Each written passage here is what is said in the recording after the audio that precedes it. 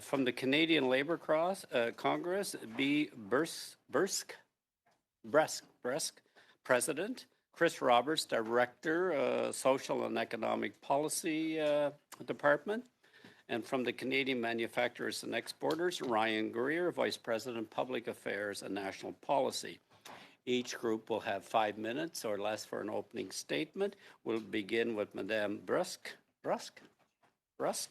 President. Madame, pour 5 minutes. Madame, you have 5 minutes. Thank you, Chair. Good afternoon, committee members. Thank you for the opportunity to appear before you today. The Canadian Labour Congress is Canada's largest central labour body. We represent over 55 different unions and over 3 million workers in every sector and in every industry from coast to coast to coast. The CLC strongly supports Bill C-58 and urges the committee to strengthen the bill and to report the bill back to the House for third reading as quickly as possible. In my over 30 years as a union activist, I've walked on countless picket lines in every part of this country. I've walked in the heat, the cold, the rain, in the middle of the night with workers right across this country. I've walked with them on day 1, and I've walked with them on day 123 of their strike or lockout. And let's be clear, the decision to walk a picket line is never an easy decision for a worker to make. These are kitchen table conversations that workers have with their families. Can I afford the meager offer that the employer is putting forward? Or worse, can I afford the takeaways that the employer has tabled in their concessions that they are demanding from me? Or am I prepared to forego a paycheck and risk absolutely everything that I've built up with this employer in order to demand a fair deal by walking a picket line? No worker wants to walk a picket line. What they want is a fair deal that's reached at a bargaining table with good conversations happening between the parties. And let's be clear, at times it's not the worker's choice whether or not to be walking a picket line, but rather the employer who chooses to lock out workers and then rubs salt in the wound by hiring scab labor. That employer is sending workers one message, and it's, if you want to see your jobs and your wages again, you had better back down and accept the offer that we are putting forward. When employers have scabs in their back pocket, they don't need to come to the table to bargain fairly. They don't need to be serious about reaching a collective agreement. And yet workers, on the other hand, risk absolutely everything when they walk that picket line. Because, let's be honest here, some employers don't ever intend on getting to a fair collective agreement. They use a lockout, or they push workers into a strike position by tabling massive concessions, or to try to get rid of union representation in their workplace. My co-worker from many years ago, Judy Starr, worked at Loblaw for many years when our very financially sound employer demanded a reduction to our wages and benefits way back in 1987. Judy was a single parent with 3 kids living in social housing, and she knew that by walking a picket line, it meant no regular paycheck for weeks to come. And she also knew that not walking that picket line would mean an even harder time for her family to try to make ends meet. She rallied her co-workers, myself included, to take on the employer's demands for concession by walking that picket line. And our employer repaid workers like Judy by replacing her with scabs on day number 1. The use of scabs in that strike meant that that strike dragged on for 124 days. 124 days of those workers having no paycheck while the employer continued doing business as usual, and their workers who had diligently worked for them were made to walk a picket line just to keep what we had, not to make gains in that contract, to keep what we had. Once the strike started, it was very clear that this was more than just a dispute about reaching a new collective agreement. It was about the very right about these workers being able to have a voice at our workplace and to continue to be represented by a union. For decades, the CLC has urged government to pass anti-scab legislation, and I want to commend the NDP and the Liberal government for working together to finally making this a reality. We have seen that this bill has unanimous support, and there is no excuse for delaying and adopting and bringing this legislation into force. 18 months is unnecessarily long and far too long to be bringing this bill into effect. Thank you, and I'd be pleased to answer any questions that you may have. Thank you, Madame Bresk. Mr. Greer, for 5 minutes, please. Thank you, Chair, and thank you, committee members, for having me here today on behalf of the Canadian manufacturers and exporters. Manufacturing generates 10% of Canada's GDP, produces nearly 2/3 of Canada's value-added exports, and employs 1.8 million people in high-paying jobs across the country. It is important that the views of manufacturers are reflected in your deliberations and decisions regarding Bill C-58. Up front, I want to note that my remarks will be focused on how this bill will impact manufacturers' reliance on railways and ports, critical enablers of Canada's industrial economy.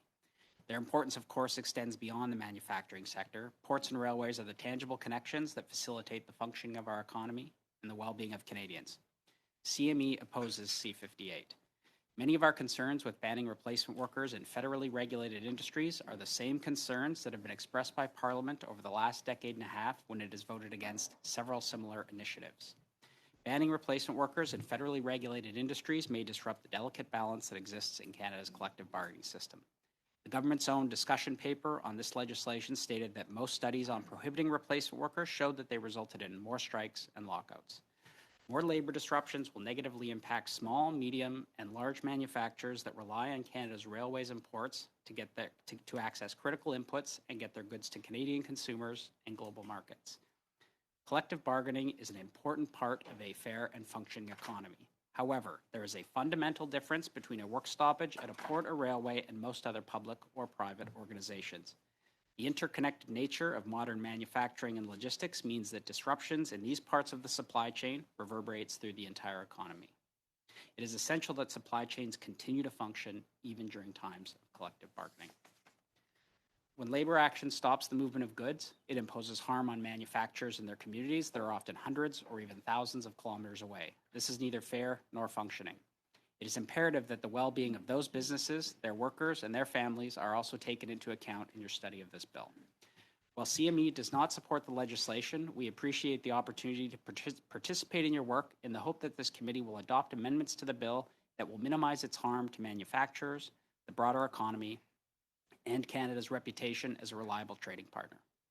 CME recommends that this bill include a provision that grants authority to the Governor and Council to refer labor disputes in critical supply chain sectors to binding arbitration if parties cannot reach a negotiated settlement or negotiated agreement through collective bargaining. Given the likelihood that the legislation will increase supply chain disruptions, it is appropriate to provide the federal government the tools necessary to facilitate a resolution to disputes when they harm the national interest. Additionally, we believe there are other amendments that could be made to the bill to further minimize supply chain uncertainty. We recommend that Section 9(7) of the legislation be expanded to allow an employer to use a prohibited worker when there is an imminent or serious threat to the national interest or national economic security. We also recommend that Section 87(4) of the Canada Labour Code be expanded to prevent imminent harm to the national interest or national economic security. Again, our preference is that the legislation does not proceed. However, given the likelihood that it will, we urge you to seriously consider amendments that will support the integrity and resilience of Canadian supply chains. Last fall, Minister O'Regan announced a review process under Section 106 of the Canada Labour Code to examine the structural issues underlying the recent longshoring dispute at our West Coast ports, as well as some similar disputes. He had this to say at that time: Canada is a reliable trading partner to the world. That is a good thing for every employer and every worker in this country. But our credibility depends on the stable operation of our supply chains. We must do everything we can to preserve that stability.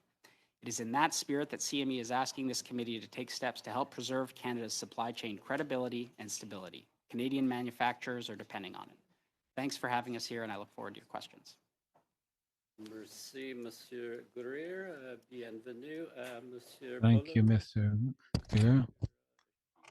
Welcome to two people who just joined us.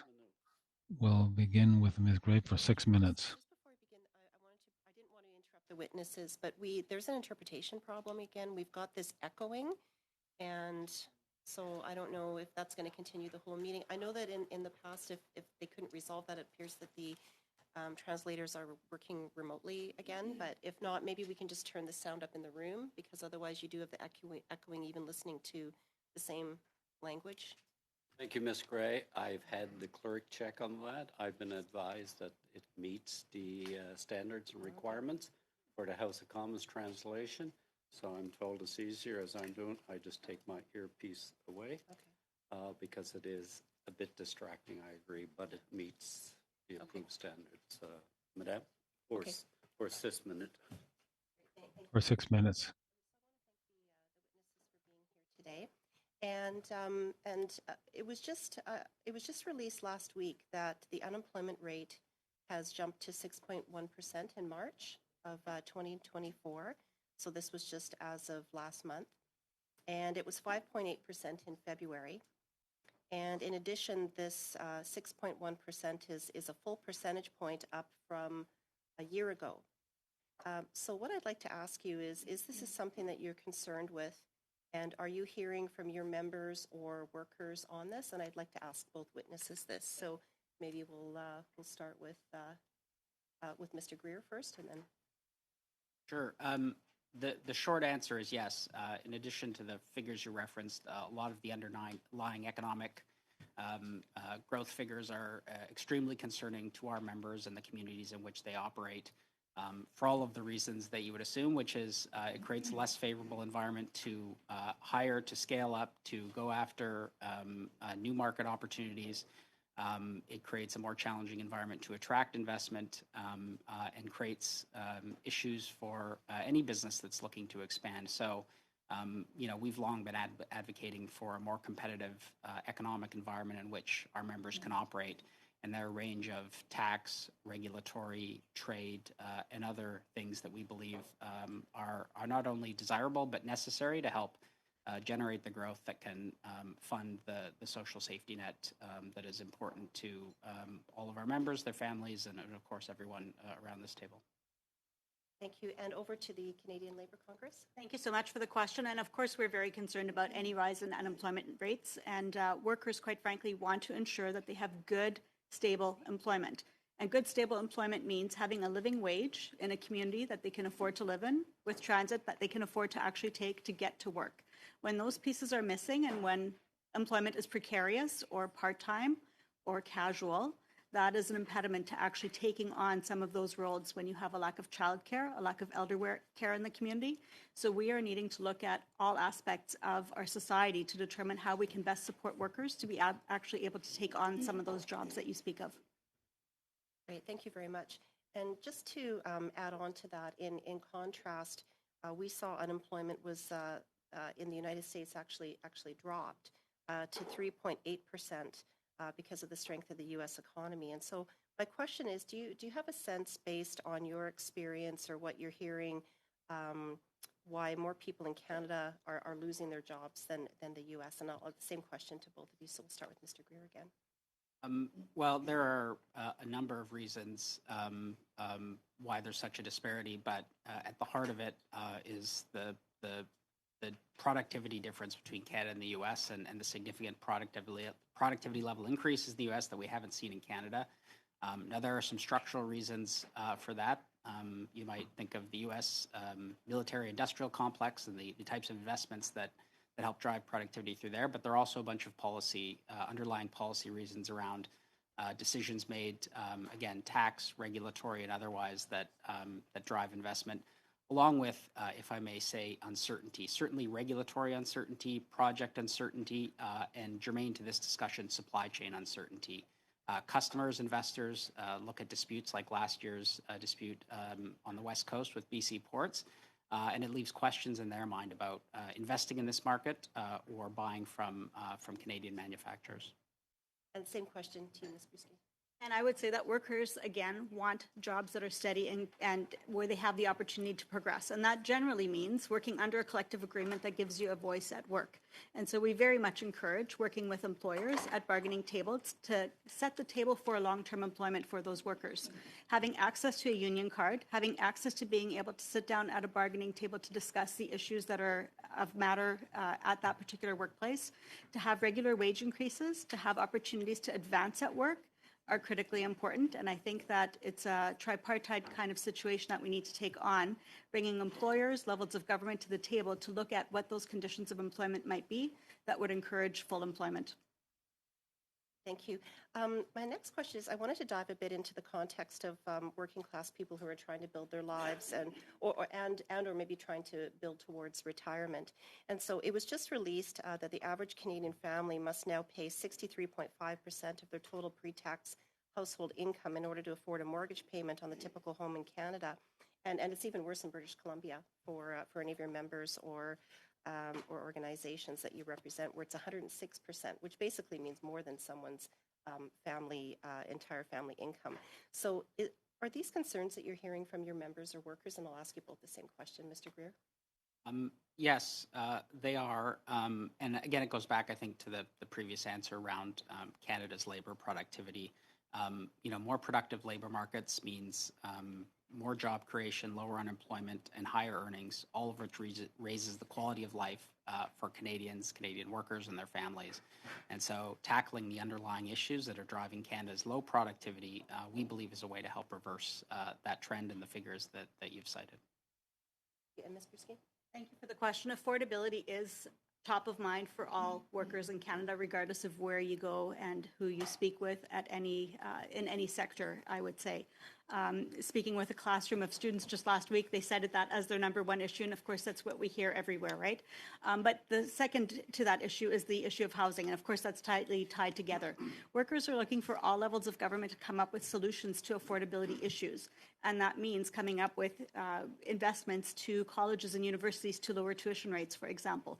That means finding solutions to the housing crisis and finding a variety of different kinds of housing that speak to the variety of needs that Canadians have, whether they're first-time home buyers or whether they're elderly individuals looking to live in a co-op kind of environment, having investments in those kinds of things. It means things like a pharmacare system so they can actually afford their medication. And it means building our employment insurance system for it to be robust so that people can rely on those things. Thank That's you, what workers are Madame looking for. Brusk and Ms. Gray. Mr. Sheehan for six minutes. Very much to the presenters as well for your presentations. Lana Payne from the Unifor testified here and mentioned that strikes with replacement workers last longer than regular strikes. And one of the things that you had mentioned, and we're going to keep on the theme of affordability because you brought this up, you've walked the line, you've supported people in strike positions, and you mentioned that they make less pay. Like I think they call it strike pay. How does that work and how is that challenging for a middle class family? We heard about a grandmother that was trying to support her children and grandchildren at this committee. So could you please explain what strike pay is for the committee? Absolutely. So certainly when a worker is out on strike or when there's a lockout, generally speaking, most unions will have a strike fund. How much worker gets paid while they're out on a strike will differ based on what their union can afford, quite frankly. And some unions might be able to almost make you whole, but that's very rare.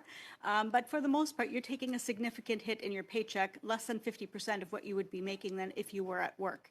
So that is a calculated decision that workers have to make as to whether or not they can actually afford to go out on strike. We might think that that's an easy decision for workers to make. They're upset, they're angry, they want to take that strike action. That is not an easy decision. That is a very much something has to build up in front of that worker before they make that kind of a decision. And it's generally multiple rounds of bargaining that have led to this particular situation. It's often because the employer is looking to take something away, or there's a respect and dignity issue in their workplace, or there's a significant affordability issue. These things are not overnight decisions. These are difficult decisions. So that creates a challenge then. So you have replacement workers being brought in. You have workers trying to support their families and themselves making significantly less amount of pay. So vis-a-vis, you could see why some folks would support using replacement workers when it's challenging workers. So I really appreciate you clarifying that for us.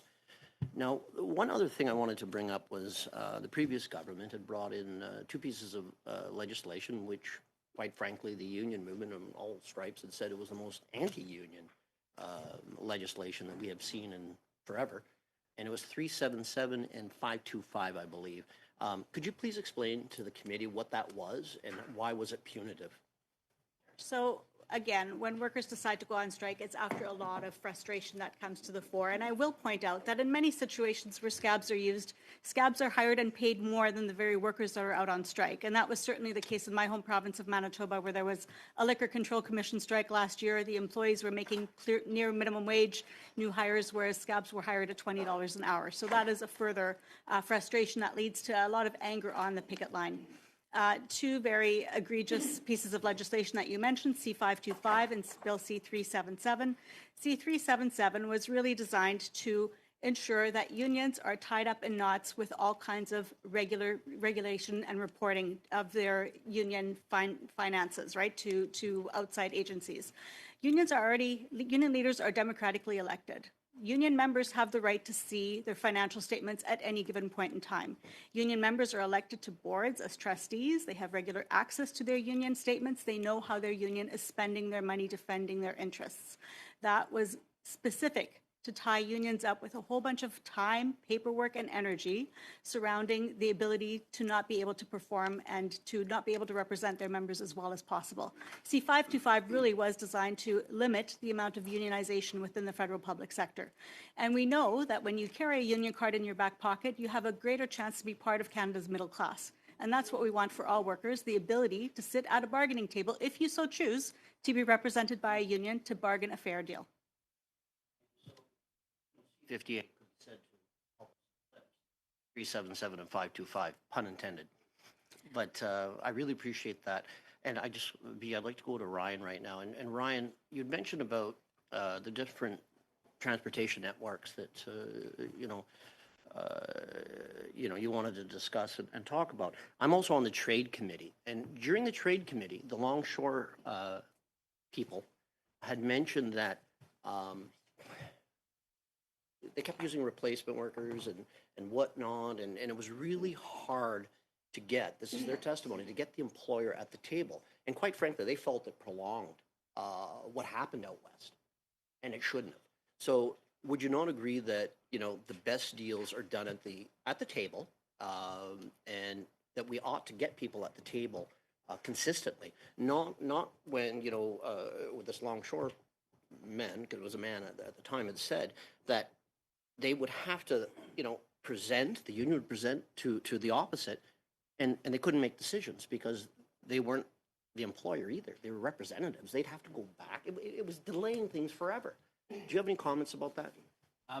First, I would agree, and I think everyone at this table would, that absolutely the best deals are reached at the bargaining table. And the challenge with negotiations such as that one, which, I have no inside knowledge or information of, but certainly heard conflicting accounts about the positions of both the Employers Association and the longshoremen themselves. That strike should serve as a warning to us all about how we make decisions that impact the balance in Canada's collective bargaining system. We did a survey of our members during the strike and found that it was costing manufacturers an average of $207,000 a day. So I know we heard all the figures around $10, $11 billion of trade disrupted, but it was impacting our members to the tune of an average of $200,000 a day. So, we share, all of our members share an interest in resolving these disputes as quickly as possible. Thank you, Mr. Sheehan.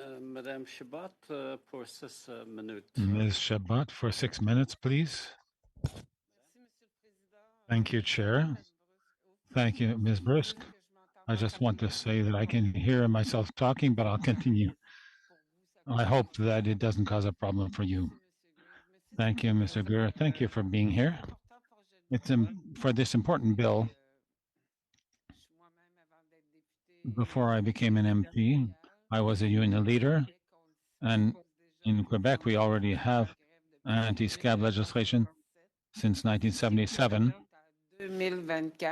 Here in Canada, 2024, it's high time for it to happen. In fact, the Bloc Québécois has brought forward 11 bills on this issue, but particularly what I want to acknowledge is the workers and the unionized workers who have fought for decades for fair treatment. Because when you are a worker in Quebec, under Quebec jurisdiction, then these provisions exist. But if you're a Quebec worker but under a federal jurisdiction, then it's a different system. And in fact, there is a glaring illustration of that in Quebec. The Quebec port, the longshore people are on lockout and have been for 18 months. And there are replacement workers in there, and nobody seems to be bothered by that.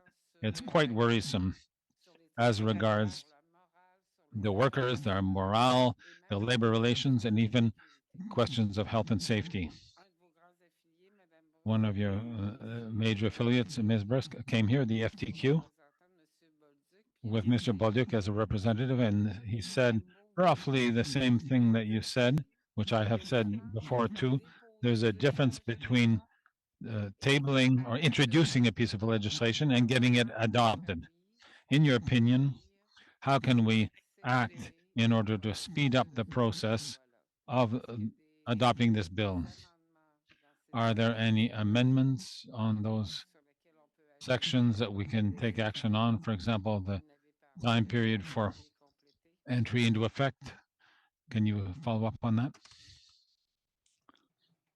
Thank you so much for the question. And yes, we would urge a very quick adoption of this bill. This is something that Labor has been fighting for literally decades. And as you've pointed out, it exists in Quebec. It exists currently in British Columbia. It is being tabled in Manitoba, and it was even tabled in Nova Scotia. We think that this is absolutely an issue of equity and fairness and getting to the bargaining table with the view of getting a deal done versus one party also at the same time planning to utilize scabs to keep the workplace going instead of participating in a fair way at the bargaining table to actually get to a deal. So first and foremost, a quicker implementation period is what we are after. We believe that the Canada Industrial Relations Board is well suited to implement the aspects of this bill in a much quicker way. And so we would suggest that a much shorter timeline rather than 18 months is what we'd be looking for. We also believe that a scab is a scab is a scab. It doesn't matter what your title is, whether you're a contractor, whether you're working in another workplace location, whether you're a management person. If you are performing struck work, you are doing work of somebody who is walking a picket line. There should be a full ban on any type of labor for the workers that are out on strike, barring, of course, the essential services that the parties have agreed to ensure that, life nor limb is going to be harmed, that there's no health and safety issues, those types of things. Those are the two key items that we would want to table. Est-ce que vous auriez à Could you proposer say whether you have any other amendments to propose apart from the 18-month time period for royal sanction? Are there any articles in the bill? Certain unions have raised issues with us regarding certain sections so that an employer who wants to get organized by starting a lockout, just take a look before the notice of negotiation if they have some subcontractors set up and to do indirectly what they cannot do directly. Are there any situations like that that you have submitted to the government as an amendment? So under Article 9.5, contract workers hired just before a strike should also be considered to be scabs because, yes, the employer has the ability to hire up prior to a labor dispute, prior to a lockout or a strike starting. We also think that under Article 6.1, under the essential services provision, the CIRB has 15 days, or the parties have 15 days to come to an agreement. The CIRB, after that, has 90 days to render a decision if there is no agreement reached. We think that that's a very long period of time, especially when the parties are hopefully in bargaining during that time. We think a 45-day window is a much more reasonable period of time to render a decision. And we think that the Industrial Relations Board should be well staffed in order to actually meet that kind of a deadline.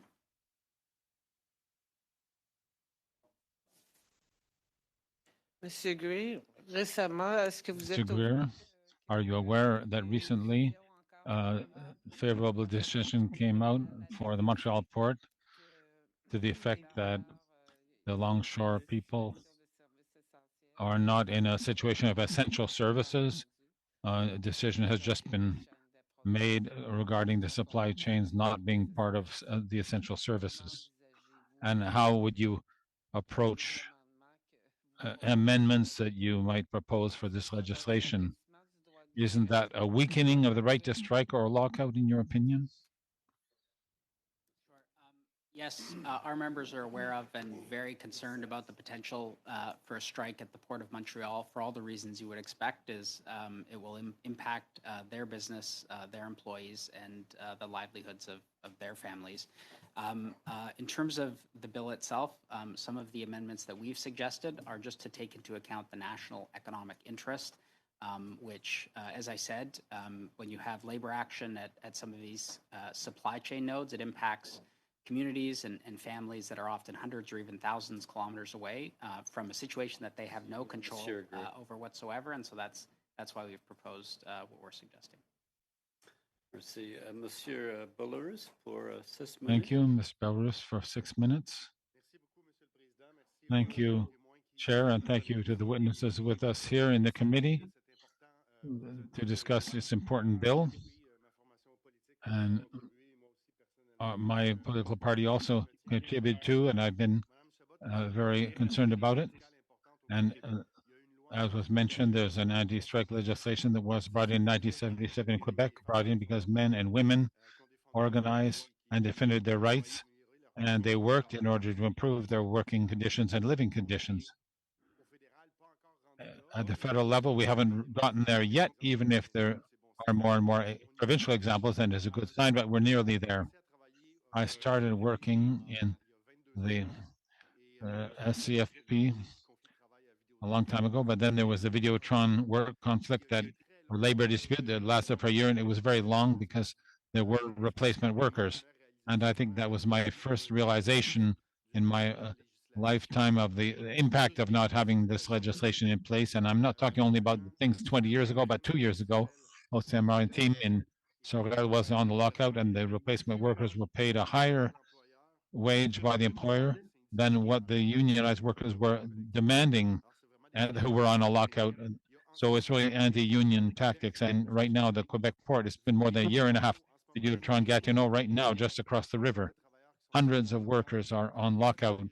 And every day they see other people taking their work and taking their salary and taking their wages. According to your experience, Ms. Brusque, what is the impact on the lives of families and the spouses of these workers who see the bread being taken away from under their nose? Absolutely. When you see a replacement worker, a scab, crossing your picket line to go to work, of course, that provides a significant amount of anger and frustration. And we know that where replacement workers are utilized, there's a significant division within the community, sometimes within families, especially in smaller community and in communities where there's one main employer and people work at that particular workplace location. And so we have seen violence on picket lines. We have seen incitement of workers, right? And incitement of scabs, quite frankly, as well as management crossing the picket lines. People are struggling to actually put groceries on the table while they're on strike because, again, these are not quick decisions as to whether or not you're going to walk a picket line. And to be demoralized by having your employer rub salt in that wound by not offering you a fair deal and then hiring a scab and often paying them more than what they are paying you right now to break that strike is incredibly demoralizing. It's been over 30 years since I was personally on a picket line. I can tell you every single person that walked that picket line with me, and I can tell you every single person that crossed that picket line. And that's well over 30 years ago. Ça marque malheureusement. Et Yes, it leaves its mark, unfortunately. And we heard people say that the current bill would break the fragile balance at the bargaining table. But I'm a bit surprised, Ms. Brusque, because to me, at the federal level, in federal sectors, there is no balance. Right now, there's an imbalance because if the employer is able to use replacement workers, there's no incentive, either financially or with economic impact, because their business keeps going, the revenues keep coming in. So why would they return to the bargaining table and negotiate a work contract when to the government it's either the unionized workers or replacement workers, either way they keep on going. plus, il peut avoir There's la no menace. clout, and in some sectors there may be the threat of special legislation to return to work from the federal government. So I would like you to explain in actual fact how things go on, this lack of a clout when there's an imbalance with replacement workers.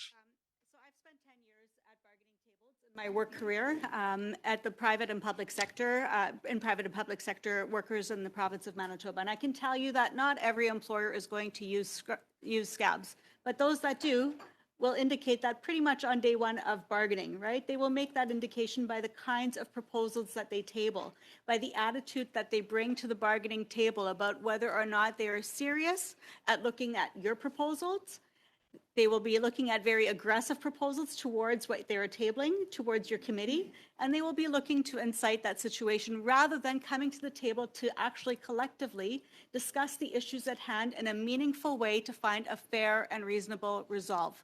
Whether there's a mediator involved or not doesn't much matter if an employer is not prepared to actually come and fairly bargain a collective agreement. Having the opportunity to continue to operate while there is a strike on is always going to be an imbalance, because that means that there is no need for that employer to come to the bargaining table with the actual intent of reaching that collective agreement. Merci. Peut-être une dernière Thank you, question. and perhaps one last question, because as was mentioned in your presentation and your answers, that the bill provides for exemptions for certain cases where human life is in danger, or people have to come to work because health and safety of the public is endangered, or it could have a catastrophic environmental impact. And I think that we all agree that it's reasonable, but I am hesitant about the issues of national interest or economic national interest. There are sometimes gray zones which can become a huge cornucopia that we can put everything in to reduce workers' rights. Yeah, I mean, certainly this bill does provide for an opportunity for essential services agreements to take those things into consideration and to come up with a resolve that the parties can agree with before a labor dispute would start. Our issue is we want to make sure that the Canada Industrial Relations Board has a shorter turnaround window to get back to the parties in terms of what an essential service needs look like for that particular workplace, and then to let the parties continue on that bargaining process. Monsieur Bullers. Mr. Boudris, thank you. Thank you, Mr. Chair, and thank you all for being here. I actually want to take a bit of a different tack on this. I know that the Canadian Labour Congress has some affiliates in the construction business. And of course, we are in desperate need of more homes in this country. And we know that builders are already struggling to attract and retain skilled trades. In fact, the job vacancy rate in the construction sector in the third quarter of 2023 was 5.1%, which is among the highest across all Canadian industries. So I'm wondering if there's anything about this bill or in this bill that you think, Ms. Brusk, that might actually attract and help improve attracting more skilled trades into the industry to help us build the homes that we need. I think anytime that workers see that they have a job to go to and that they're not likely going to be out on a picket line for any length of time because their employer is going to come and bargain a fair collective agreement, that provides some comfort to knowing that you have a job to go to. We know that trades unions are very focused on making sure that that they are able to hire up into that trade stream so that we can meet the needs of builders, of communities as they're building these new houses, and we very much encourage that active participation. But we also know that those workers want to see a fair and free collective, free bargain collective agreement. So would you make the same argument then that, you know, of course, there's a lot of in the sector, a lot of folks in the sector are aging out of the sector and they're not attracting young people into it. Do you think that, you know, over the next 10 years, this is the same kind of argument that will help attract young people into the industry? I think what's going to help attract people into the industry is, first of all, understanding that these are good jobs, that these are good family and community sustaining jobs. I think attracting newcomers to Canada, attracting women, attracting racialized workers into that industry is going to be incredibly important. And that's an opportunity for unions to sit down with employers to find out what those challenges are to actually bringing folks to that particular industry. Things like childcare. I know lots of women want to work in trades, but if you don't have childcare at 7 in the morning when your shift starts, you're not going to be able to work in that particular field. So there are many things that need to actually be addressed, and I know that trades unions are on these issues. They're very much focused on finding solutions, and we're going to be working with them to be able to achieve that goal. Okay, thanks. I do want to thank you for being here. There are some emerging issues, and I need to raise this now, unfortunately, and I apologize for having to do this, but this is an issue that's come up, and so I actually have a motion, Mr. Chair, that I'd like to move. And if you'd like me to read it. The floor is yours, Mr. Aitchison. The motion reads as such. Trudeau is recycling the same costly promises that have already doubled housing costs in the last 8 years. He's doubled the rent, doubled mortgage payments, and doubled the needed down payment for an average home. Housing costs have worsened more in Canada than any other G7 country in the past 8 years. According to a recent report from RBC, housing became more unaffordable in every single market tracked, including Toronto, Vancouver, Ottawa, Montreal, Halifax, and more, with some markets reaching all-time unaffordability levels.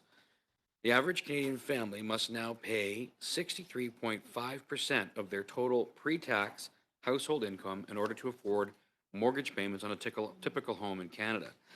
Therefore, the committee report its concern regarding this matter to the House of Commons, and A, invite the Minister of Housing, Infrastructure and Communities to appear before committee for no less than 2 hours by April the 18th, 2024, and B, invite RBC Assistant Chief Economist Robert Hogue to testify before the committee for no less than 2 hours by April the 18th, 2024. Thank you, Mr. Aitchison. Yes, the clerk has advised me the motion is in order. It has 48 hours notice to the committee members. This is a processing committee. The member has moved a motion in his time, which now we must discuss that motion until we dispose of it. Discussion, I have Mr. Fragas-Catos and then Ms. Gray. Mr. Fragas-Catos on the motion of Mr. Aitchison. Thank you, Mr. Chair. Well, here we are discussing very important, arguably historic legislation that is before this committee. Legislation that shows what's possible when parties collaborate towards a common goal, and that is to support workers across this country. If anything needed to be exposed by about the conservative discourse recently, that whole messaging around workers and how the party of workers, they say, it's been exposed today. Why put this motion forward when we're discussing such an important issue at the committee with respect to the legislation? Regardless, housing is a critical issue, and so we're glad to take up the motion that's been introduced here. What I would propose is the following amendment, and that's been circulated to the clerk already. The first paragraph would be dropped. It would begin, according to a recent report, so on and so forth, ending at the word levels.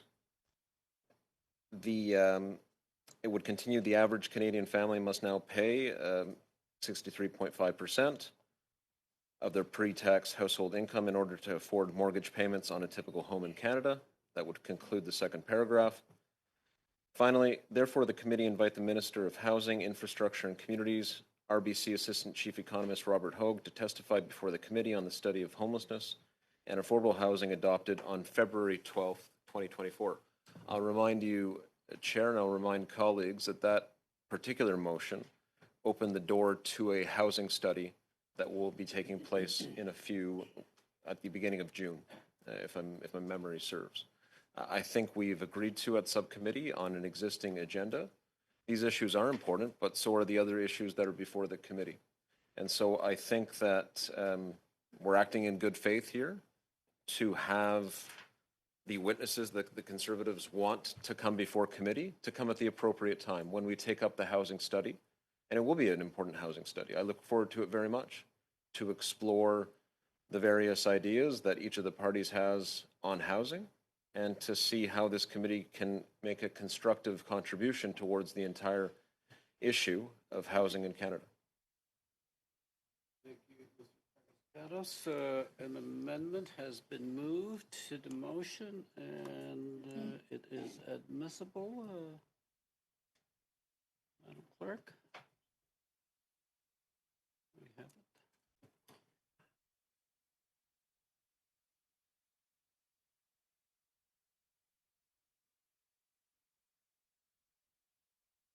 Does the committee, the clerk will take a minute or so to have it circulated, but the amendment is in order. It was moved, so we can suspend for a moment. Well, yeah, because we do have two more, and they will be speaking to the amendment. So in order to be fair, everybody needs to have the amendment. As soon as the clerk advises me, we will, Ms. Gray and Ms. Ferrari will speak on the amendment of Mr. Fragas-Catos, which is in order. And then Mr. Bellous.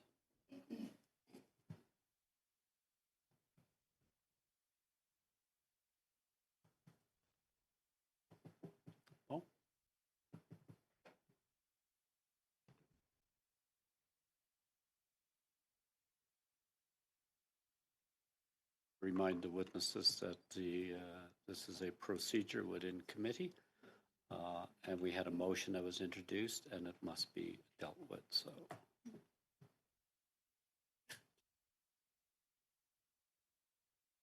Advise me we need a few more seconds. Must only occur on the amendment that has been moved.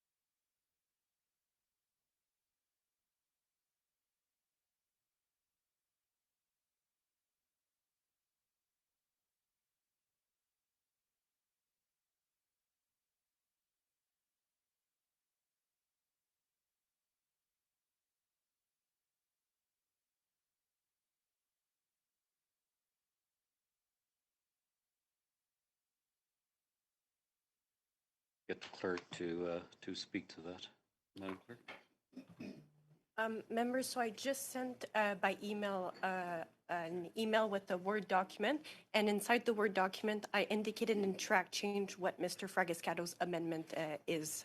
And so if you accept the track change, that would be the motion, including his amendment. Okay, so everybody now has the amendment moved by Mr. Fragiscato, so we'll go to Ms. Gray. Ms. Gray on the amendment. Thank you, Mr. Chair. You had mentioned a brief suspension, and I think that would be appropriate because we literally just got it. So I'd like to have actually read it. There's quite a lot of changes. Thank you, Mr. Chair. Okay, I will entertain that. I will suspend. I will suspend for 2 moments. This still allows us to get back before our first hour. So suspend for 2 minutes.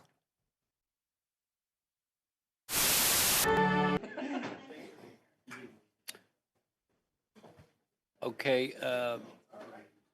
committee members, the committee will resume, and I understand there may be a minor difference in the translation, which Mr. Bullerus will speak to, but I'm going to return to Ms. Gray, Ms. Ferrari, and then Monsieur Bullerus. Thank you, Mr. Chair. I'll just be really brief, just so that we can move on here. I mean, the Liberals have basically gutted the entire motion, and what they've said is that we will deal with this when we're working on this greater study, which doesn't happen till June.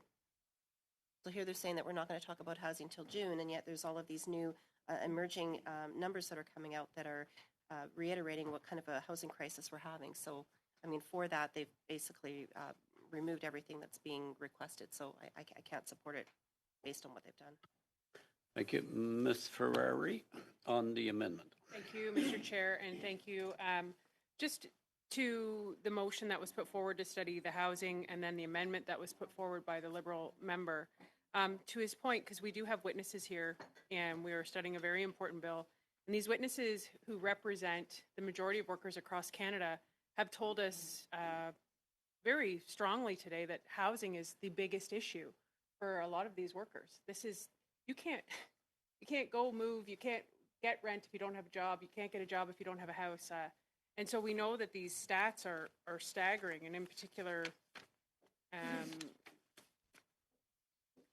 it was the toughest time ever, according to RBC report, to afford a home in Canada, based on ownership costs as a proportion of median household.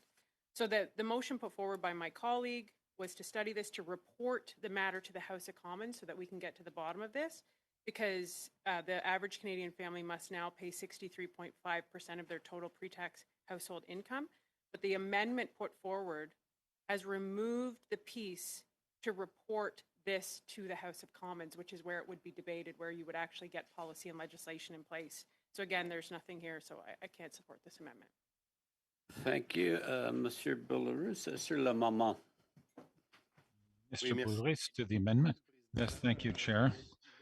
Of course, I will support the amendment that was put forward by the representative of the government because the original version of the motion is in fact a dilatory tactic to delay the discussion and the adoption of the anti-scab legislation, whereas we had already planned on a study on the important issue of housing in June. And I think it's reasonable in view of what the witnesses told us here today and in the previous meeting, we have to work diligently. And with the dates presented in the conservative motion, it delays the process for the studying of C58, which for the NDP is not acceptable. But I would like nevertheless to propose a sub-amendment, Chair, because in the Liberal amendment that was presented to us, the difference between the English and French versions, in the French version, it invites the governor of the Bank of Canada. In the English version, the governor of the Bank of Canada is not invited. He is simply left out. So I would like to propose a friendly amendment so that the two versions be the same and that the governor of the Bank of Canada be invited. Thank you, sir.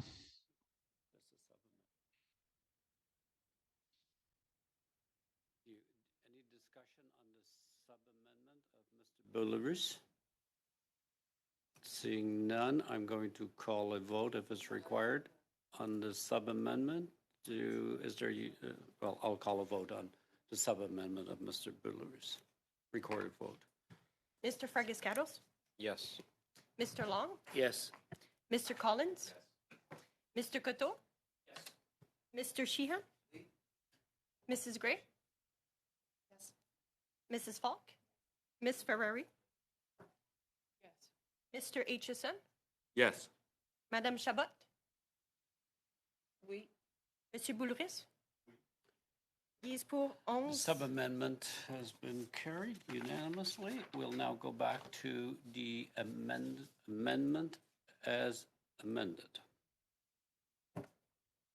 Did you want the floor, Mr. Boularus?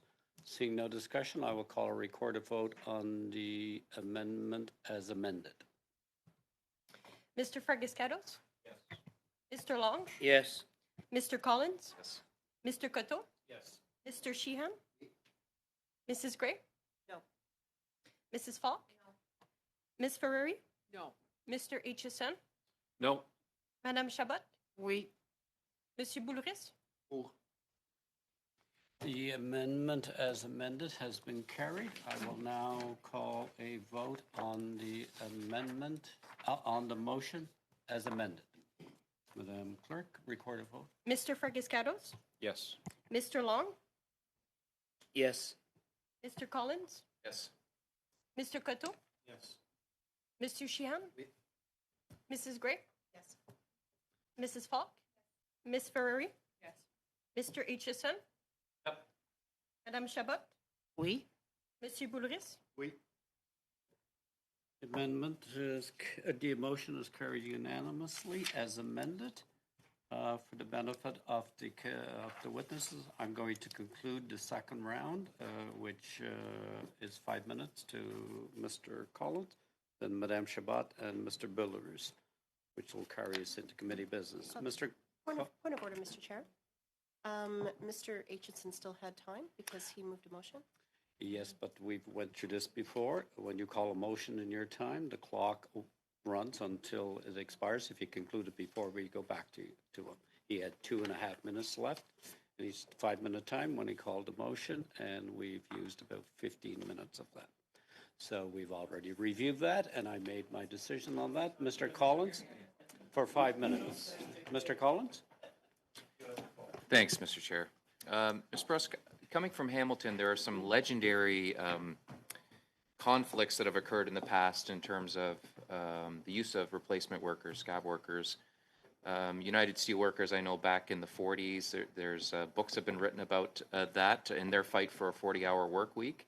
Stelco used replacement workers, and I think to your point in terms of decades later now, people still remember those stories and that fight. And it created a very adversarial relationship even beyond after the 81, I can't remember the exact days, after the 80-day strike was over, the conflict and the relationship between the employer and the employees and the union was soured for decades. Can you talk about the impact that the use of scab workers has on the workplace after conflicts are settled, whether they're short, medium, or long-term disruptions? Absolutely. Walking into a workplace when there's been a labor dispute, when you've had to walk a picket line, especially when scabs have been utilized to literally take food out of your children's mouths, is not something that workers forget or that they will ever get beyond. And so the situation and the atmosphere within a workplace, it becomes extremely challenging. There is going to be ongoing distrust, ongoing animosity, and it makes every round of bargaining thereafter that much more difficult. So in order to actually reach a good collective agreement, there has to be a bit of a relationship of trust. That doesn't mean you have to agree with each other, but you have to be able to be in the same room, to explore what the issues are, to really understand, where the other party is coming from and what are the issues that you're seeking to find a solution to. The best opportunity that you have is to actually have